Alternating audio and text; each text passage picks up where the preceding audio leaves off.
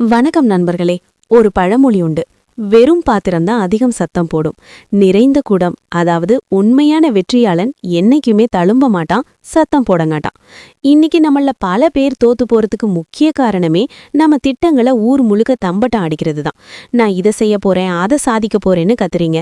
ஆனா கடைசியில கண்பட்டி எல்லாம் பாதியிலேயே நிக்குது. புத்தர் சொல்றாரு, உன் வெற்றிய இந்த உலகம் தலை நிமிர்ந்து பார்க்கணும்னா நீ செய்யற 10 விஷயங்களை தலை குனிஞ்சு யாருக்கும் பிரியாம ரகசியமா செய்யணும். அது என்ன அந்த 10 ரகசியங்கள்? இதை மட்டும் நீங்க கடைபிடிச்சா உங்களை யாராலையும் கணிக்க முடியாது. வாங்க நேரடியா கதைக்குள்ள போலாம். ஒரு ராஜா புத்தரை தேடி ஓடி வந்தாரு. ஐயா, என்கிட்ட அதிகாரம் இருக்கு, படை இருக்கு, ஆனா என்ன சுத்தி எதிரிகள் இருக்காங்க. என் திட்டங்கள் எல்லாம் அவங்களுக்கு தெரிஞ்சிடுது. நான் எப்படி அவங்கள ஜெயிப்பது? அப்போ புத்தர் சிரிச்சுக்கிட்டே அந்த ராஜாவை பார்த்து சொன்ன அந்த 10 கட்டளைகள் இதோ. முதல் ரகசியம். இது கொஞ்சம் கசப்பா இருக்கும், ஆனா இதுதான் உண்மை. புத்தர் அந்த ராஜாவை பார்த்து ஒரு கேள்வி கேட்டார். மன்னனே, ஒரு கோட்டைக்குள்ள எதிரி நுழையல, ஆனா அந்த கோட்டை எரியுது, எப்படின்னு தெரியுமா? ராஜா முழிச்சார். புத்தர் சொன்னார், ஏன்னா எதிரி வெளியே இல்ல, கோட்டைக்குள்ளேயே இருக்கான், அதுவும் உன் கூடவே இருக்கான். நண்பர்களே, அந்த எதிரி வேற யாரும் இல்ல, உங்க மனசு. இன்னைக்கு நீங்க தோத்து போறதுக்கு காரணம் உங்க உறவினரோ நண்பர்களோ அரசாங்கமோ கிடையாது. கண்ணாடி முன்னாடி போய் நில்லுங்க, அங்க ஒருத்தன் நிப்பான் பாருங்க, அவன்தான் உங்க முதல் எதிரி. காலையில அலாரம் அடிக்கும்போது எழுந்திருக்காத, இன்னும் 5 நிமிஷம் தூங்குன்னு உங்க காதுல ஒருத்தர் ரகசியமா சொல்றான்ல, அவன்தான் அந்த எதிரி. இன்னைக்கு வேலை செய்ய வேண்டாம், நாளைக்கு பாத்துக்கலான்னு சோம்பேறித்தனத்தை ஊசி போடுறான்ல, அவன்தான் அந்த துரோகி. புத்தர் சொல்ற ரகசியம் இதுதான். வெளியே 1000 பேரை ஜெயிக்கிறவன் வீரன் இல்ல, உள்ளே இருக்கிற ஒரே ஒரு மனசை ஜெயிக்கிறவன் தான் ஞானி, அவன்தான் ராஜரிஷி. இனிமே நான் மாறப்போறேன்னு ஊர் முழுக்க ஸ்டேட்டஸ் வைக்கிறதீங்க. சத்தம் போடாம யாருக்கும் தெரியாம உங்க மனசுக்குள்ள ஒரு யுத்தத்தை நடத்துங்க. அந்த சோம்பேறித்தனத்தை வெட்டுங்க, அந்த பயத்தை எரிங்க. உங்க மனசு சொல்றத நீங்க கேட்காதீங்க, நீங்க சொல்றத உங்க மனசு கேட்கணும். என்னைக்கு உங்க மனசு உங்க காலடியில விழுதோ அன்னைக்கு இந்த உலகமே உங்க காலடியில விழும். சரி, மனசு ஜெயிச்சிட்டோம், ஆனா நம்ம வளர்ச்சியை தடுக்க வெளியே 4 பேர் காத்துட்டு இருக்காங்களே, அவங்கள எப்படி அமைதியா காலி பண்றது? அதுக்கு புத்தர் ஒரு ரோஜாப்பூ உதாரணத்தை சொன்னார். அது என்ன? அடுத்த ரகசியத்துல பார்க்கலாமா? ராஜா அடுத்த கேள்வியை கேட்டார். புத்தரே, நான் ஏதாவது நல்லது செய்ய ஆரம்பிச்சா போதும் 4 பேர் கண்ணுபடுது, பொறாம பிடிச்சவங்க என் வழியில முள்ளு போடுறாங்க, என் வளர்ச்சியை எப்படி பாதுகாக்கிறது? புத்தர் சிரிச்சுக்கிட்டே பக்கத்துல இருந்த ஒரு ரோஜா செடியை காட்டினார். மன்னனே, இந்த ரோஜா செடியை பாரு, இது பூக்க போறேன்னு என்னைக்காவது கத்தி ஊருக்கு சொல்லியிருக்கா? இல்லவே இல்ல. அது முதல்ல செய்யற வேலை என்ன தெரியுமா? பூமிக்கு அடியில இருட்டுல யாருக்கும் தெரியாம தன்னோட வேர்களை ஆழமா அனுப்பும். அந்த வேர் போறது யாருக்கும் தெரியாது. வெளியில பாக்குறவங்களுக்கு அது சும்மா இருக்கிற மாதிரிலாம் தெரியும். ஆனா என்னைக்கு அதோட வேர் பலமாகுதோ அன்னைக்கு மேல ஒரு அழகான பூ பூக்கும். அப்போ மொத்த உலகமும் அதை திரும்பி பார்க்கும். நண்பர்களே, இதுல ஒரு பெரிய பாடம் இருக்கு. நம்மள பல பேர் தோல்வி அடையறதுக்கு காரணம் முன்கூட்டியே அறிவித்தல். ஒரு பிசினஸ் ஆரம்பிக்க போறீங்களா, வீடு கட்ட போறீங்களா, பத்திரிகை அடிச்சு ஊருக்கு சொல்லாதீங்க. உங்க பிளான் வெளியே தெரிஞ்சா அதை கெடுக்க 1000 பேர் வருவாங்க. ஆனா ரிசல்ட் வந்தா அதை ரசிக்கத்தான் ஆள் வருவாங்க. புத்தர் சொல்ற 2வது ரகசியம், விதையா இருங்கள். விதை மண்டுக்குள்ள புதைக்கப்படும் போது அது இருட்டுல தான் இருக்கு. அது செத்து போயிடுச்சுன்னு ஊர் நினைக்கும், ஆனா அந்த இருட்டுல தான் அது தன்னோட வாழ்க்கைய ஆரம்பிக்குது. இனிமே உங்க வளர்ச்சி ரகசியமா இருக்கட்டும். அடுக்கவன் உங்களை இவன் ஒன்னுத்துக்கும் லாயக்கில்லன்னு நினைக்கட்டும். பரவாயில்ல, நீங்க அமைதியா வேர் விடுங்க. என்னைக்கு நீங்க ஜெயிக்கிறீங்களோ அன்னைக்கு உங்க வெற்றி அவ்வளவு சத்தமா பேசும். உங்களை மட்டம் தட்டின உங்க காது கிழிஞ்சிடும். சரி, நான் அமைதியா வளர்றேன், ஆனா ஒருத்தன் என்ன தேடி வந்து சீன்றான், என் கோபத்தை கிளறான். அவன் மூஞ்சிய உடைக்காம இப்படி அமைதியா போறது அது கோழித்தனம் இல்லையா? புத்தர் அதுக்கு சொன்ன பதில் சும்மா அதிரடியா இருந்தது. அது என்ன? அடுத்த ரகசியத்துல பாப்போம். ராஜா கொஞ்சம் ஆவேசமா கேட்டார். புத்தரே, நீங்க சொல்றது எல்லாம் சரி, ஆனா ஒருத்தன் என்ன வேணும்னே சீன்றான், என் மானத்தை வாங்குறான், அப்பவும் நான் அமைதியா இருந்தா அது கோழைத்தனம் இல்லையா? புத்தர் ராஜாவோட கண்ணை நேருக்கு நேர் பார்த்து சொன்னார். மன்னனே, ஒருத்த உன்னை திட்டும்போது நீ திரும்ப திட்டுனா நீ அவனுக்கு சமமா இறங்கிட்டேன்னு அர்த்தம். அவன் உன்னை கோபப்படுத்த நினைக்கும்போது நீ கோபப்பட்டா நீ அவனோட கைப்பாவை ஆகிட்டேன்னு அர்த்தம். நண்பர்களே, இதுதான் ரிமோட் கண்ட்ரோல் தத்துவம். உங்க சந்தோஷம், உங்க கோபம், உங்க நிம்மதி, இதோட ரிமோட் கண்ட்ரோலை ஏன் அடுத்தவன் கையில கொடுக்குறீங்க? அவன் ஒரு வார்த்தை சொன்னா நீங்க வெடிச்சு செதறணுமா? என்ன அவசியம் இருக்கு? புத்தர் சொல்ற 3வது ரகசியம் இதுதான். எதிரிய குழப்புவதற்கு மௌனத்தை விட பெரிய ஆயுதம் எதுவுமே இல்ல. உங்களை ஒருத்த அவமானப்படுத்தும் போது நீங்க அழுது ஆர்ப்பாட்டம் பண்ணா அவனுக்கு ஜெயிச்ச திருப்தி கிடைக்கும். ஆனா அவன் முகத்தை பார்த்து ஒரு துளி கூட கோபப்படாம ஒரு லேசா ஒரு சிரிப்பு சிரிச்சுட்டு போயிட்டே இருங்க. அந்த சிரிப்பு இருக்கு பாருங்க, அது அவனை பைத்தியமாக்கிடும். இவன் ஏன் சிரிக்கிறான்? இவனுக்கு அவமானமே இல்லையா? இல்ல நம்மள விட பெரிய பிளான் வச்சிருக்கானான்னு அவன் மண்டை வெடிச்சிடும். இனிமே யாராவது உங்களை சீண்டுனா கத்தாதீங்க, அமைதியா இருங்க. அந்த மௌனம் அவங்கள கொல்லும். உங்க கோபம் ஒரு நெருப்பு மாதிரி, அத அடுத்தவன் மேல வீசுறேன்னு நினைச்சு உங்க கைய நீங்களே சுட்டுக்காதீங்க. சரி, வெளியே சிரிச்சிட்டேன், ஆனா உள்ளுக்குள்ள வலிக்குதே, துரோகம் நெஞ்ச அறுக்குதே, அந்த வலியை என்ன பண்றது? யார்கிட்டயாவது சொல்லி அழலாமா? புத்தர் சொன்னார், அடிபட்ட புலியாயிரு, ஆனா அத காட்டிக்காத. அது ஏன்? உங்க கண்ணீர் தொழில கூட ஆபத்து இருக்கு. அது என்னன்னு அடுத்த ரகசியத்துல சொல்றேன். ராஜா கண்ணீரோட கேட்டார், புத்தரே, எனக்கு தாங்க முடியாத கஷ்டம். எனக்கு நெருக்கமானவங்களே எனக்கு துரோகம் பண்ணிட்டாங்க. இந்த வலியை யார்கிட்டயாவது சொல்லி அழுதா மனசு ஆறும் இல்லையா? புத்தர் வேகமா சொன்னார், வேண்டாம், நிறுத்திக்கோ மன்னனே. உன் காயத்தை இந்த உலகத்துக்கிட்ட காட்டாத. ஏன்னா இங்க மருந்து போட காத்துட்டு இருக்கிறவங்கள விட உன் காயத்துல தேய்க்க உப்ப கையில வச்சிருக்கிறவங்க தான் அதிகம். நண்பர்களே, இது ரொம்ப கசப்பான உண்மை. நம்மள பல பேர் பண்ற பெரிய தப்பு என்ன தெரியுமா? நமக்கு ஒரு கஷ்டம் வந்த உடனே வாட்ஸ்அப் ஸ்டேட்டஸ்ல சோக பாட்டு வைக்கிறது, நண்பர்கள்கிட்ட போய் புலம்புறது. நீங்க என்ன நினைக்கிறீங்க? அவங்க உங்க மேல பரிதாபப்படுவாங்கன்னு நினைக்கிறீங்களா?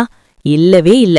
உங்க கஷ்டத்தை கேக்குறப்போ அவங்க முகம் சோகமா இருக்கும், ஆனா மனசுக்குள்ள அப்பாடா, இவன் நம்மள விட கஷ்டப்படுறான்னு ஒரு சந்தோஷம் இருக்கும்.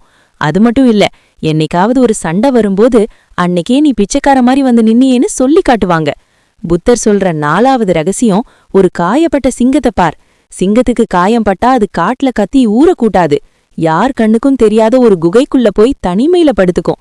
தன்னோட காயத்தை தானே நக்கி சரி பண்ணிக்கிட்டு முன்ன விட வெறியோட வேட்டைக்கு திரும்ப வரும். நீங்களும் சிங்கமா இருங்க. வலிக்கிறதா? கதவை சாத்துங்க. இருட்டுக்குள்ள தனியா அழுங்க, தப்பே இல்ல. ஆனா வெளியே வரும்போது எனக்கு ஒண்ணுமே ஆகல, நான் ராஜாடான்னு கெத்தா வரணும். உங்க பலவீனம் எவனா இருக்கும் தெரியவே கூடாது. தெரிஞ்சா அங்கதான் அடிப்பான். சரி, மனச திடமாக்கிட்டோம், காயத்தை மறைச்சிட்டோம். ஆனா ஒரு மனுஷனுக்கு உண்மையான பலம் எங்க இருக்கு தெரியுமா? அவன் உடம்புல. புத்தர் சொல்றார், உன் உடம்ப கூட நீ ரகசியமா தான் வச்சுக்கணும்.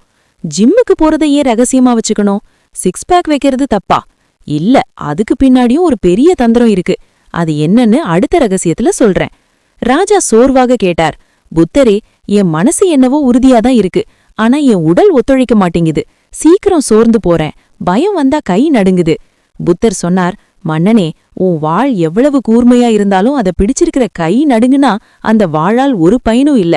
நண்பர்களே, இதுதான் நிதர்சனம். நீங்க எவ்வளவு பெரிய புத்திசாலியா வேணா இருங்க, ஆனா உங்க உடம்புல தெம்பில்லைனா இந்த உலகம் உங்களை ஏறி மிதிச்சுட்டு போயிட்டே இருக்கும். புத்தர் சொல்ற 5வது ரகசியம், உன் உடம்ப ஒரு இரும்பு கோட்டை மாதிரி மாத்து, ஆனா அத ரகசியமா செய். இன்னைக்கு பசங்க பண்ற தப்பு என்ன? ஜிம்முக்கு போனா 4 செல்ஃபி எடுத்து ஸ்டேட்டஸ் போடுறது, நான் டயட்ல இருக்கேன்னு 10 பேர்கிட்ட சொல்றது. இத செய்யாதீங்க. ஏன் தெரியுமா?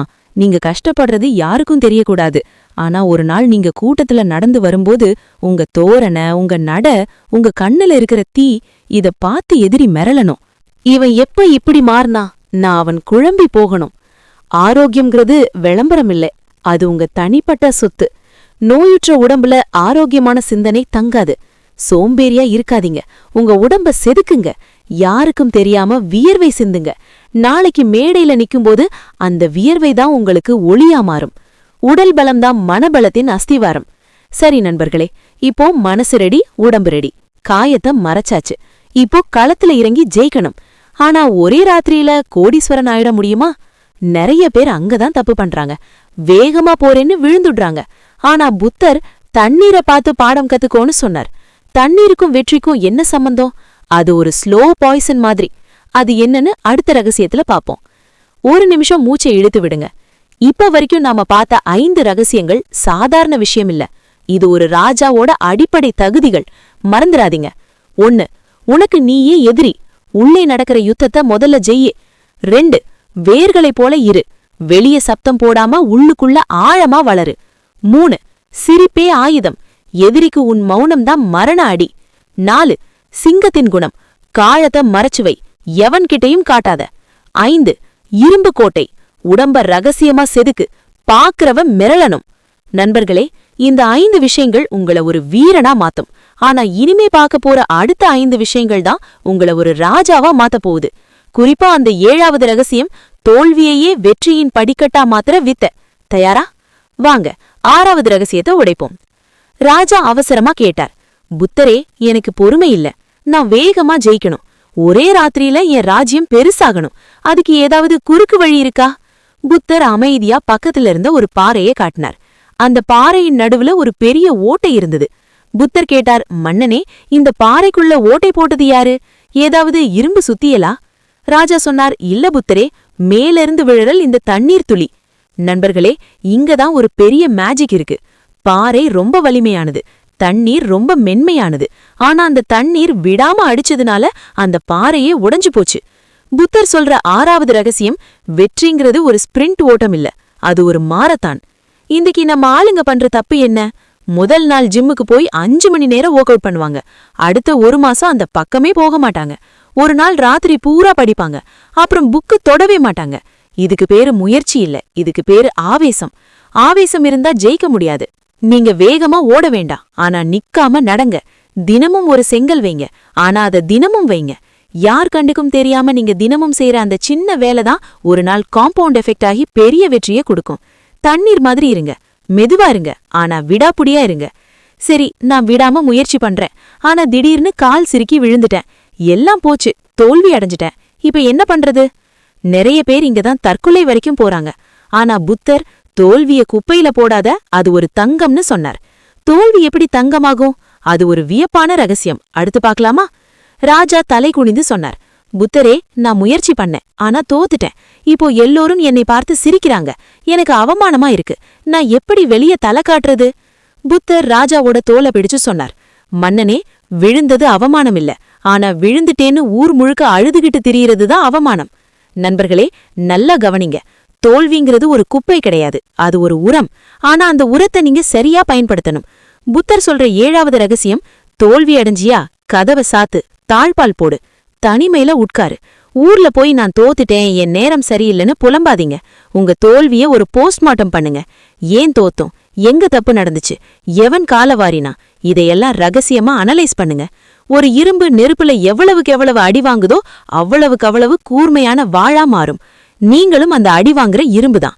வலிக்கும் தான், ஆனா போர்த்துக்கோங்க. ஏன்னா இந்த தோல்விதான் உங்களுக்கு கத்துக் கொடுக்கிற வாத்தியார். வெளியே வரும்போது பழைய ஆளா வராதீங்க, பட்டை தீட்டின வைரமா வாங்க. உலகம் உங்களை பார்த்து சிரிக்கலாம், ஆனா நீங்க ஜெயிச்ச பிறகு அதே கூட்டம் உங்களுக்கு கை தட்டும். சரி, தோல்வியிலிருந்து பாடம் கத்துக்கிட்டோம். ஆனா சில பழைய நினைவுகள், பழைய உறவுகள் நம்ம மனசை விட்டு போகவே மாட்டேங்குது. புடிச்சு வச்சிருந்தா கை சுடுது, விட்டா மனசு வலிக்குது.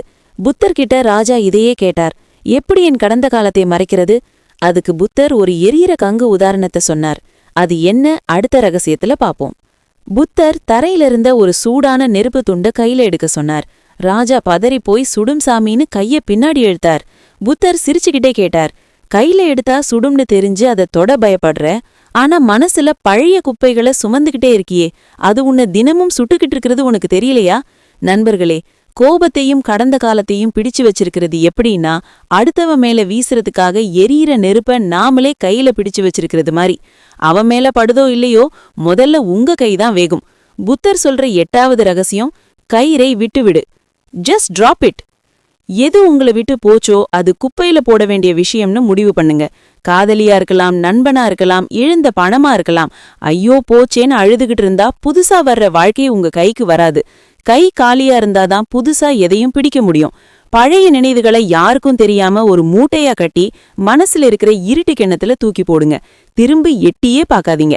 இழந்ததை நினைச்சு அழுதவன் கோழை, இருப்பதை வச்சு ஜெயிச்சவன் தான் ராஜா. சரி, பழைய குப்பையை தூக்கி போட்டாச்சு, மனசு லேசாயிடுச்சு. ஆனா ராஜாவாகணும்னா இன்னொரு முக்கியமான விஷயத்தையும் நீங்க தூக்கி போடணும். அது கண்ணுக்கு தெரியாது, ஆனா அதுதான் மனுஷனை அழிக்குது. அது என்ன தெரியுமா? நான் என்கிற அகங்காரம், ஈகோ. தலக்கண இருந்தா என்ன நடக்கும்? அதுக்கு புத்தர் ஒரு காலியான படகு கதைய சொன்னார். அது என்னன்னு அடுத்த ரகசியத்துல பாப்போம். ராஜா கர்வத்தோட கேட்டார், புத்தரே, நான் ஒரு ராஜா, நான் ஏன் பணிஞ்சு போகணும்? நான் யாருன்னு அவங்களுக்கு காட்ட வேண்டாமா? புத்தர் ஒரு கதைய சொன்னார். மன்னனே, ஒருத்தன் படகுல போயிட்டு இருக்கான். எதிரி இன்னொரு படகு வேகமா வருது. இவன் கத்துறான், ஓரமா போ, இடிக்காத. ஆனா அந்த படகு நேரா வந்து இடிச்சிடுது. இவனுக்கு பயங்கர கோவம். எவனா இருந்தாலும் வெட்டிடுவேன்னு கத்திய உருவுறான். ஆனா அந்த எதிர்படகளை எட்டி பாக்குறான், அதுல ஆளே இல்ல. அது காத்துல அடிச்சிட்டு வந்த ஒரு காலியான படகு. இப்போ இவன் கோவம் வருமா? வராது, ஏன்னா அங்க சண்டை போட ஆளே இல்ல. நண்பர்களே, இதுதான் வாழ்க்கை. நீங்க கோவப்படுறதுக்கு காரணம் அந்த எதிர்படகு மேல இல்ல, உங்களுக்குள்ள இருக்கிற நான் என்கிற அகங்காரம் மேலதான். என்னை எப்படி இவன் மதிக்காம போலான்னு நினைக்கிறீங்க பாருங்க, அதுதான் பிரச்சனை. புத்தர் சொல்ற 9வது ரகசியம், நீ ஒரு காலியான படகாவே இரு. தலைக்கணை இருக்கிறவன் தலையில பெரிய பாரத்தை தூக்கிட்டு அலையிறான், அவனால வேகமா ஓட முடியாது. யாராவது உங்களை திட்டினாங்களா, ரியாக்ட் பண்ணாதீங்க. உங்களை ஒரு ஜீரோவா நினைச்சுக்கோங்க. உங்களை யாரும் அவமானப்படுத்த முடியாது. என்ன அவமானப்பட அங்க நீங்க இல்ல. நான் பெரிய ஆளுன்னு நிரூபிக்க ட்ரை பண்ணாதீங்க. நீங்க அமைதியா இருக்கும்போதுதான் உங்களை சுத்தி என்ன நடக்குதுன்னு கவனிக்க முடியும். ஈகோ இல்லாத மனிதனை இந்த உலகத்துல யாராலும் வீழ்த்த முடியாது. நீ ஒரு ஜீரோவா இரு, அப்போதான் ஹீரோவா மாற முடியும். சரி, ஈகோவா அழிச்சிட்டோம், பணிவா இருக்க கத்துக்கிட்டோம். ஆனா அதுக்காக நம்மள நாமே வெறுக்கணுமா? இல்லவே இல்ல. புத்தர் கடைசியா சொன்ன ரகசியம் ரொம்ப ரொம்ப முக்கியமானது. உலகமே உன்னை வெறுத்தாலும் நீ செய்ய வேண்டிய ஒரு ரகசிய வேலை இருக்கு. அது என்ன? இத செய்யலன்னா நீங்க வாழதுக்கே அர்த்தம் இல்ல. வாங்க அந்த கடைசி ரகசியத்தை உடைப்போம். ராஜா கடைசியா ஒரு கேள்வியை கேட்டார். புத்தரே, நான் ஈகோவை அழிச்சிட்டேன், வலிய மறைச்சிட்டேன், அமைதியா இருக்கேன். ஆனா சில சமயம் எனக்கு பயமா இருக்கு. இந்த உலகம் என்ன ஒதுக்கின மாதிரி ஒரு ஃபீலிங். நான் தனிமரம் ஆயிட்டேனா? புத்தர் ராஜாவோட தோலை இறுக்கமா பிடிச்சு சொன்னார், மன்னனே, இதுதான் கடைசி ரகசியம். உலகத்துல இருக்கிற அத்தனை பேரும் உன்னை வெறுக்கலாம், உன் மேல கல்லை எறியலாம், தப்பே இல்ல. ஆனா நீ உன்னை வெறுக்க கூடாது, நீ உன்னை கைவிடக்கூடாது. நண்பர்களே, இது ரொம்ப முக்கியம். நீங்க தோத்து போய் நிக்கும்போது உங்க நண்பன் போன் எடுக்க மாட்டான், சொந்தக்காரன் திரும்பி பார்க்க மாட்டான். அப்போ உங்களுக்கு ஆறுதல் சொல்ல இந்த உலகத்துல ஒரே ஒருத்தன் தான் இருப்பான். அவன் யாரு தெரியுமா? கண்ணாடி முன்னாடி போய் நில்லுங்க, அங்க ஒருத்தன் தெரிவான் பாருங்க. அவன் மட்டும்தான் கடைசி வரைக்கும் உங்க கூட வருவான். புத்தர் சொல்ற 10வது ரகசியம், உன்னை நீயே ரகசியமா கொண்டாடு.